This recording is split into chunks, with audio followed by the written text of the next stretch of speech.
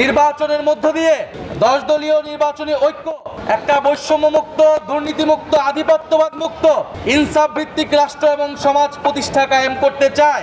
ইনশাআল্লাহ যদি আমরা ক্ষমতা বা সরকার গঠনে সক্ষম হই, শরীফ ওসমান হাদির সহ জুলাই গণঅভ্যুত্থানে আমাদের ভাইদেরকে যারা খুন করেছে তাদের বিচার নিশ্চিত করা আমাদের অন্যতম প্রধান এজেন্ডা। শরীফ ওসমান হাদি ভাই যে ইনসাফের পক্ষে, যেই ন্যায় নীতির পক্ষে, আধিপত্যবাদের বিরুদ্ধে তার লড়াই শুরু করেছিল, সেই লড়াই আমরা চালিয়ে যাব।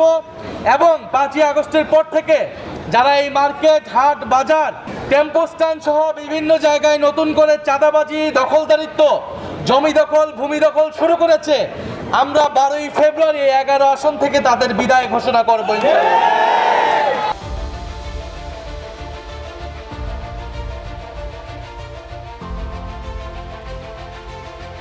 আমরা চাই না বাংলাদেশ আর আগের মতো থাকুক। এক স্বৈরাচার গিয়েছে, নতুন কোন স্বৈরাচার আসুক, এটা আমরা কখনোই হতে দেব না। বাংলাদেশে 1000 মানুষ, ছাত্ররা, তরুণরা জীবন দিয়েছে, রক্ত দিয়েছে। এই মার্কেটে আমরা যখন কথা বলেছি, এই মার্কেটের বহু কর্মচারী, বহু ব্যবসায়ী তারা এই আন্দোলনে মাঠে ছিল, সামনে ছিল। এখন তাদেরকে নতুন করে আবার চাঁদা দিতে হচ্ছে। আমরা এটার বরদাস্ত করব না।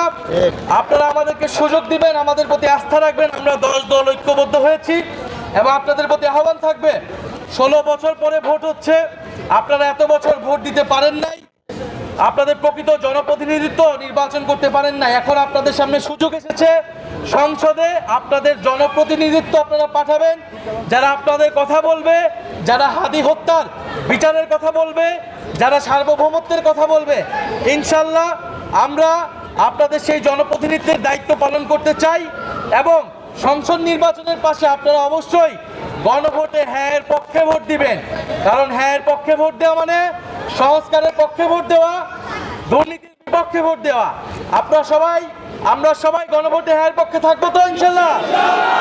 আমরা সবাই হ্যাঁ এর পক্ষে থাকবো, ইনসাফের পক্ষে থাকবো, 10 দলের পক্ষে থাকবো। আর এই 11 আসন থেকে আমার প্রতীক হচ্ছে শাপলাকলি। আপনারা শাপলাকলিকে জয়যুক্ত করে সংসদে পাঠান।